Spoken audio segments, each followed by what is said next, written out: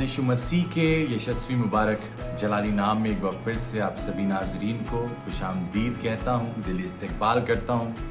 मैं पास्टर अभिषेक मुरार सत्य ज्योति मिनिस्ट्रीज़ के जानिब से आपको सलामती की दुआएं देता हूँ।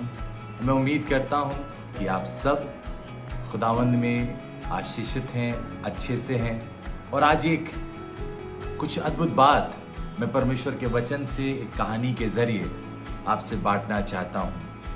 एक बार एक स्कूल में कार्यक्रम आयोजित हुआ जिसमें शहर के तमाम गणमान्य लोगों को इनवाइट किया गया, बुलाया गया, और उसमें जिला के अधिकारी भी आए हुए थे। और सारे बच्चों को कहा गया कि आप लोग सब हॉल में जाके बैठिए, जो व्याख्यान कक्ष था।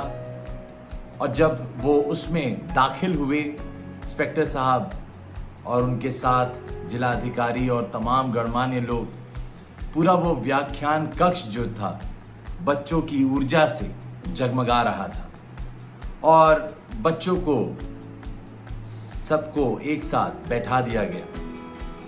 और फिर जिला अधिकारी ने बच्चों से एक सवाल पूछा कि क्या कोई आपके जीवन में ऐसी घटना है जिसने आपके जीवन को बदल के रख दिया? Is there any incident which has changed your life? पूरी क्लास में सन्नाटा पसर गया, पूरी क्लास में खामोशी छा गई। फिर उन्होंने बच्चों की हौसला अफजाई की और उन्होंने कहा कि मैं अपने जीवन की एक सत्य घटना को आपसे साझा करना चाहता हूँ। उन्होंने बच्चों से बताया, बच्चों, जब मैं 7वीं कक्षा में था, हमारी कक्षा में एक बहुत अमीर बच्चा पढ़ता था और प्रतिदिन वो कुछ ना कुछ अपनी नई नई चीज़ों को ला करके दिखाया करता था। He always used to brag about his new things। और इन्होंने कहा कि एक दिन की बात है, वो अपनी घड़ी नई जो उसने खरीदी थी, महंगी घड़ी, वो लेकर के आया और सबको घूम घूम कर उसने दिखाना शुरू किया। और मैं ये सोचने लगा, उस जिलाधिकारी ने बताया बच्चों को कि वो ये सोचने लगे कि काश कि ऐसी घड़ी मेरे पास भी होती। और मित्रों, ये सोचते हुए फिर इंटरवल हो गया, सारे बच्चे रिसेस में बाहर गए। और जब वो लौट रहे थे, जिलाधिकारी ने बच्चों को बताया, वैसे जैसे ही मैं क्लास में दाखिल हुआ, मैंने देखा उसकी घड़ी सामने गिरी पड़ी है। और इन्होंने झट ना दाएं देखा ना बाएं, उस घड़ी को उठा लिया और अपनी जेब में रख लिया।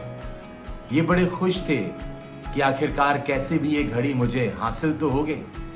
तभी वो बच्चा जिसकी ये घड़ी थी, वो अपने हाथ में देखा वो घड़ी नहीं है और जोर जोर से चिल्लाने लगा, मेरी घड़ी, मेरी घड़ी, मेरी घड़ी।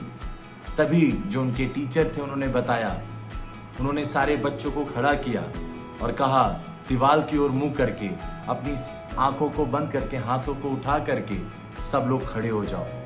मैं एक के बाद एक सबकी जेब चेक करूंगा। और ये जिलाधिकारी जी ने उन्हें बताया बच्चों को कि वे बहुत घबरा गए। उन्हें लगा कि अब तो मेरी बहुत बेइज्जती होगी, मुझ पे लोग हंसेंगे,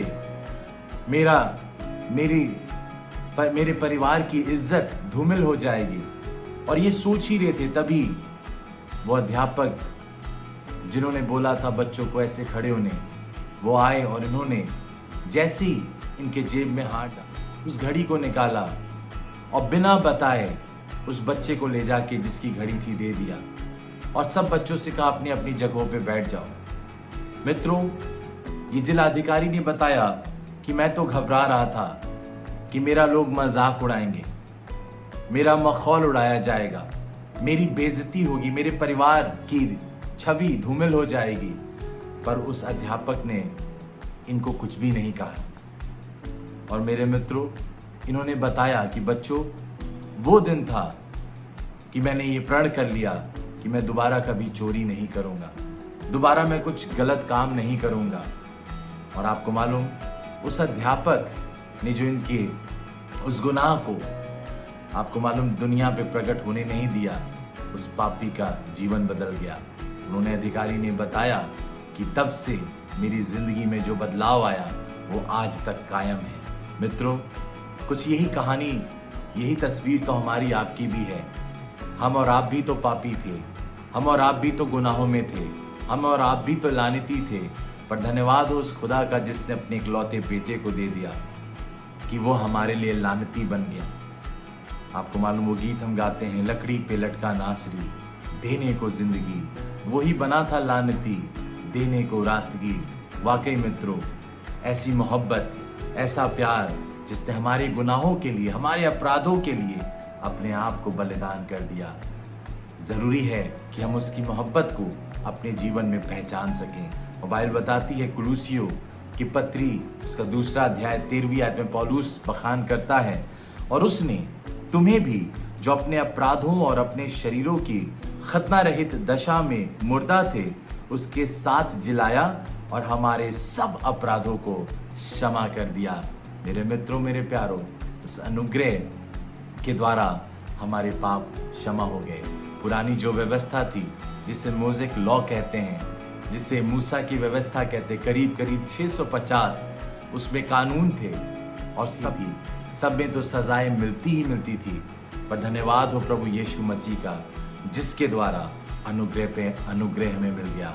इसलिए मित्रों, उसकी मोहब्बत को समझना, उसके प्रेम को समझना, उसकी दया को समझना और अपने आप को, प्रभु को जीवित, पवित्र और भावता हुआ बलिदान चढ़ाते रहना, यही हमारी आपकी सेवा है। प्रभु हम सबको बहुतायत की आशीष।